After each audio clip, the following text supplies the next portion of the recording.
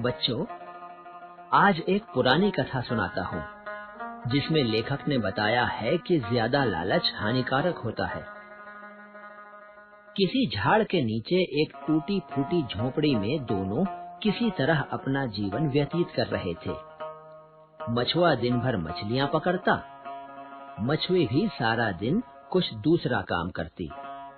तब जाकर रात में वे लोग कुछ खाने को जुटा पाते। गर्मी, बारिश, शरद या वसंत, हर मौसम में उनका वही एक काम था। वे दोनों हमेशा वर्तमान में ही व्यस्त रहते थे। भविष्य की बात सोच ही न पाते थे। उन्हें न कोई आशा थी और न ही लालसा। एक दिन मछुआ मछली पकड़ने जा रहा था। नदी के पास एक छोटे से गड्ढे में पानी भरा हुआ था। उसमें एक कोने में लताओं के बीच एक छोटी मछली फंस गई थी और स्वयं पानी में नहीं जा रही थी। उसने मछुए को देख पुकारा और कहा, मछुए, मछुए, जरा इधर तो आ। क्या है? मैं छोटी मछली हूँ, अभी अच्छी तरह तैरना नहीं जानती और इस कारण यहाँ फंस गई। मुझे यहाँ से निकालकर पानी तक पहुँचा दे। मछुए ने लता से उसको अलग कर दिया और मछली हंसती हुई पानी में तैरने लगी। कुछ दिनों बाद उसी मछली ने मछुए को फिर पुकारा, मछुए, मछुए, इधर तो आ। मछुआ उसके पास गया। सुनती हूँ कि नदी में खूब पानी है। तेरी तरह मैं चल तो नहीं सकती। तू कोई उपाय कर और मुझे नदी में पहुँचा दे। ये कौन सी बड़ी बात है? ये कहकर मछुए ने एक बड़ा बर्तन निकाला और उसमें खूब पानी भर दिया। फिर उसमें उस मछली को रख सुरक्षित नदी में पहुंचा दिया। मछली खुश होकर तैरने लगी। कुछ दिन बाद उस मछली ने मछुए को फिर पुकारा, मछुए, तू रोज यहाँ आकर आधा घंटा बैठा कर। तेरे आने से मेरा मन बहल जाता है। अच्छा। उस दिन से वह रोज वहीं जाकर आधा घंटा बैठा करता। कभी कभी वह आटे की गोलियां बनाकर ले जाता था, जिन्हें खाकर वह मछुए पर और भी प्रसन्न होती। तुम रोज उसी घाट पर क्यों जाते हो? मछुए ने उसे मछली की बात बताई, जिसे सुनकर मछली चकित हो गई और बोली, तुम बड़े निर्बुद्धि हो। वह क्या साधारण मछली है?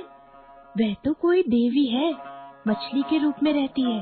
जाओ, उससे कुछ मांगो, वह जरूर तुम्हारी इच्छा पूरी करेंगी। मछुए ने नदी के तट पर जाकर मछली को पुकारा, मछली, मछली, इधर तो आ। क्या है? क्या हम लोगों के लिए तू एक अच्छा घर बनवा देगी? अच्छा, जा, तेरे लिए एक घर बन गया। तेरी मछली घर में बैठी है। मछुए ने आकर देखा कि सचमुच उसका घर बन गया है। कुछ दिनों बाद मछुए ने कहा, सिर्फ घर होने से क्या, खाने पीने की तकलीफ है, जाकर कुछ धन भी मांग लो। मछुआ फिर तट पर गया और मछली को बोला, मछली, मछली, इधर तो आ। क्या है? सुन तो, क्या तू हमें कुछ धन देगी? अच्छा, जा, तेरे घर में धन हो गया। मछुए ने घर आकर सचमुच धन पाया। कुछ दिनों बाद मछुए ने कहा, इतने धन से क्या होगा? हमें तो राजकीय वैभव चाहिए। राजा की तरह एक महल हो, उसमें बाग, नौकर चाकर हो और राजकीय शक्ति हो। जाओ, मछली से यही मांगो। यह सुनकर मछुआ कुछ हिचकिचाया और उसने कहा, जो कुछ है वही बहुत है। लेकिन मछली ने उसकी बात न सुनी।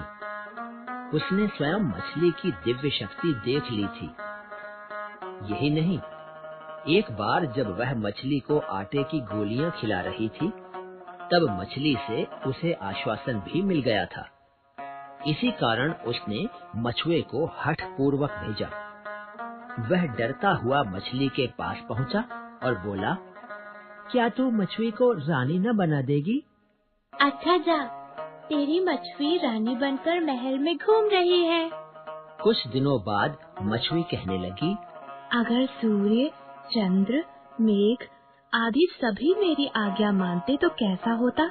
जाओ, यह भी मांगो। यह सुनकर मछली बोली, जा जा, अपनी झोपड़ी में रह। मछुआ और मछली दोनों फिर अपनी उसी टूटी फूटी झोपड़ी में रहने लगे।